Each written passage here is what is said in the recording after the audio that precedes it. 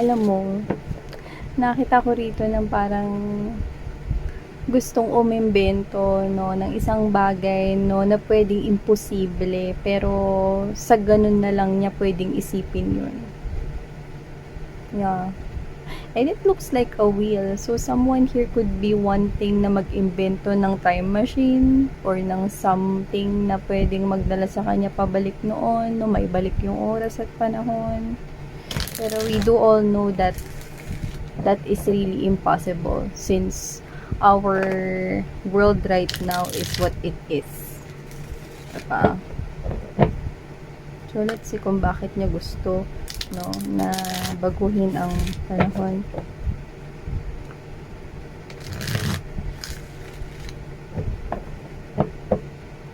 Kasi sobrang magulo yung buhay niya ngayon. Lalo na yung emosyon at feelings niya rito parang nagra-rumble. Yun yung nakukuha ko. Maaaring gusto niyang bumalik dun sa panahon, no, na okay pa yung kanyang nararamdaman. Maaaring sa panahon nung kayo pa, connection niya with you. Pero ngayon, no, siguro hindi niya na alam yung gagawin niya. Look at this. See? Someone's head is almost breaking. Yeah, breaking. Because this connection here had somewhat iniiyakan na lamang niya ngayon. Ah, we're hearing that song. You know that song. Nasaan ka na? Tunay bang mahal mo siya katulad ko?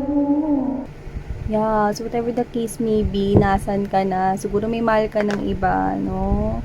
So whatever the case may be, pwedeng iniisip niya yon na baka meron ka ng kakunik na iba. Or literal na asan ka na. Maybe this person here wants to find you. Yung feeling na ano, ang sakit na ng ulo mo. Ganun eh, ang sakit na ng ulo mo kasi kakaiyak. Yun. Let's see.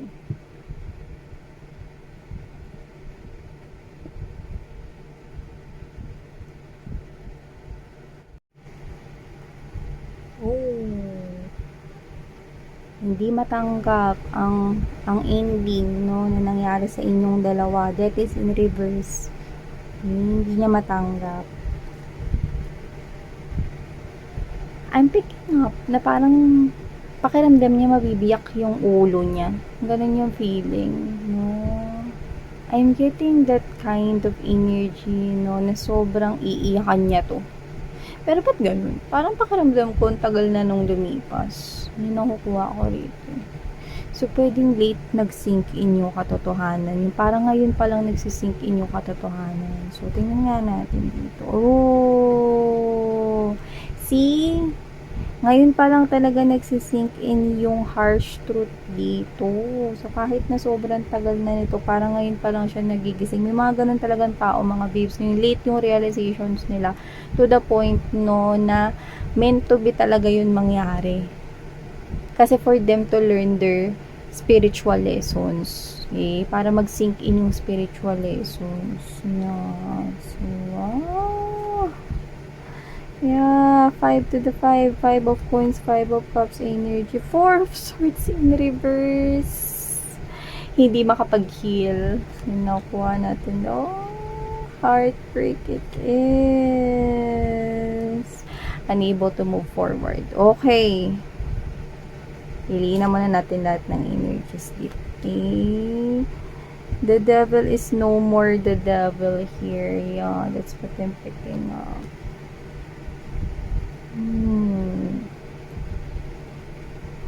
Oh.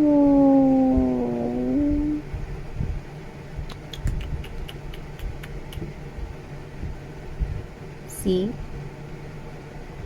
Huli na. Huli na lahat. Wala na siyang aabutan dito, mga babes, no? Kumbaga sa handaan sa birthday yan, no? Late siya dumating, no? Tapos pagkatok niya, may lumpia pa. Oh, spaghetti. Meron pa ba dyan? Wala na, ubos na. So, whatever the case may be, huli na ang lahat. So, yan nga, bago natin simulan ng reading na ito, collective no reminders na hindi ito para sa lahat. And hi, and hello to the mga new subscribers dito. Welcome kayo sa channel at community namin dito. So, welcome. Pwede nyo dalhin ang inyong loved ones dito, families, friends, co-workers, no? Pati na ang inyong mga crush. Okay, welcome. Pasok kayo dito. So, sa mga returning subscribers, thank you so much, no, sa patuloy ko na talaga ninyong palit na pagsuporta sa akin dito. So, yun nga, wala tayong gender dito at timeless din ito. So, sa nakikita ko dito, someone here is late nagsisingkin sa kanyang katotohanan, no, at sa nakikita ko dito, the devil is no more the devil.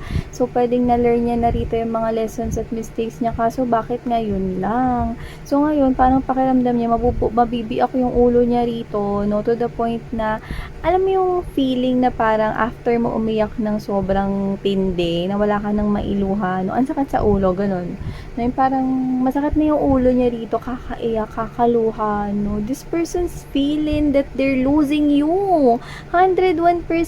Yun yung nakukuha ko dito. They're losing you, my loves. Yun yung nakukuha ko dito, no? And the truth is really, alam mo yung parang espada na tumatarak sa dibdib niya. Yun na nakukuha ko rito. Isang masakit at isang lumalalim at palalim na katotohanan, no, na sobrang sakit.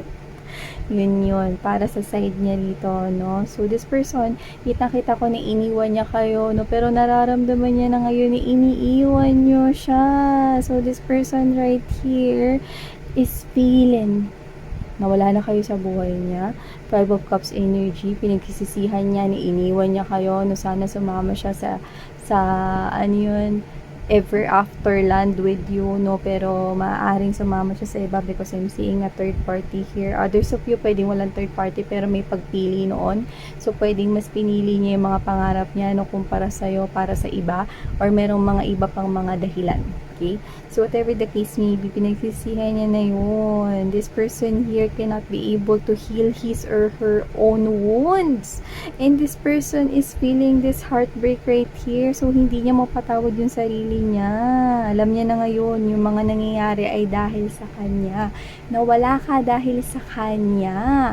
So, yung nakikita ko rito, this person could have addictions before. Pwedeng materialistic, laging umiinom. Meron siya dito excessive na ginagawa, pwedeng nagsusugal, kahit anong addictions, no? Excessive na ginagawa na pwedeng sinisita niyo siya, maybe because of his or her bad health, kasi gusto niya lang naman na protektahan siya, ayaw niya pasama yung health niya rito. So, iba pwedeng smoking yan.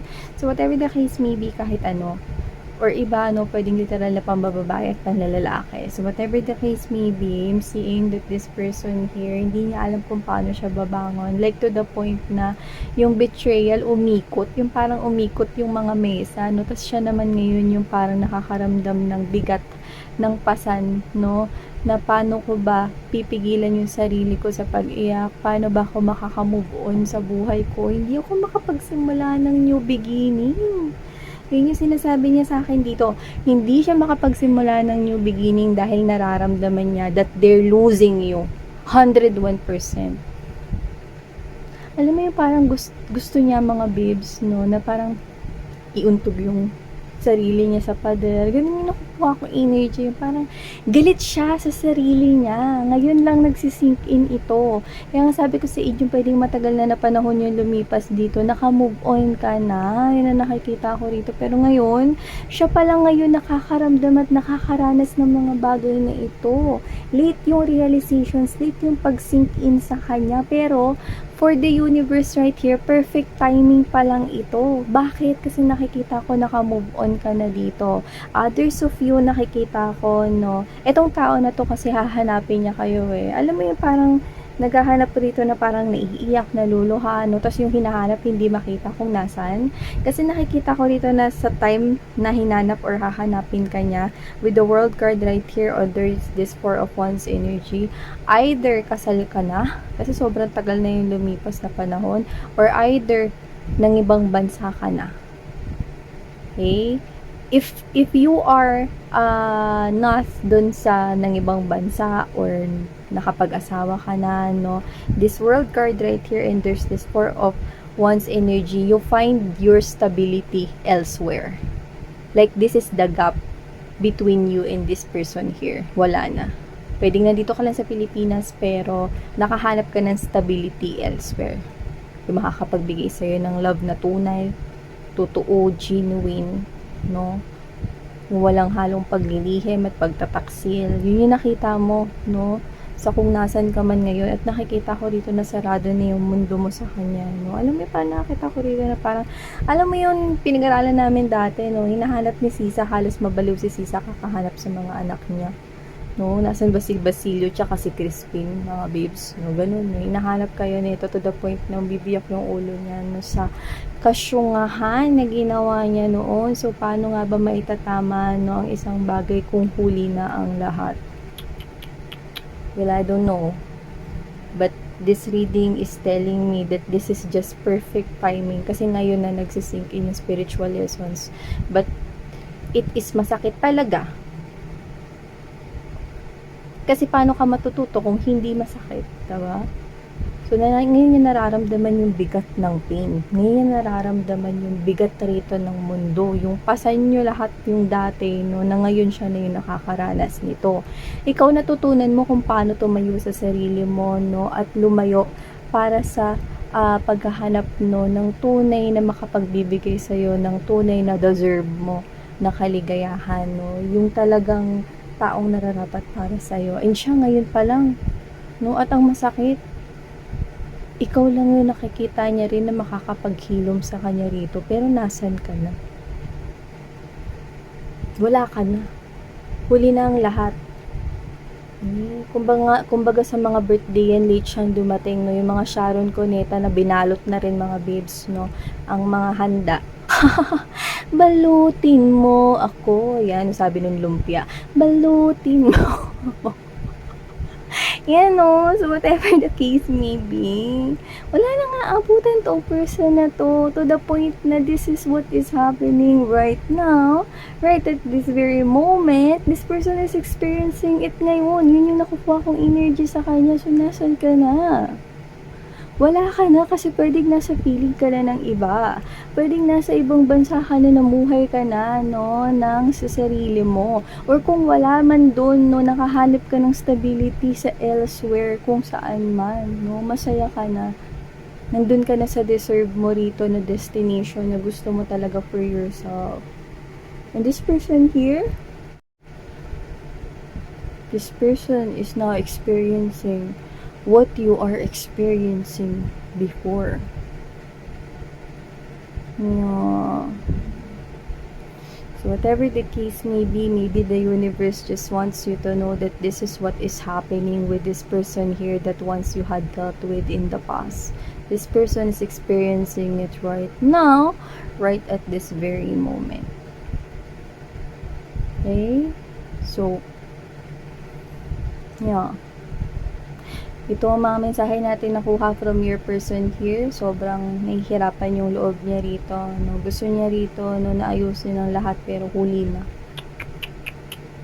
So, thank you so much, collective. Sarang ngayon, love and life. And yan.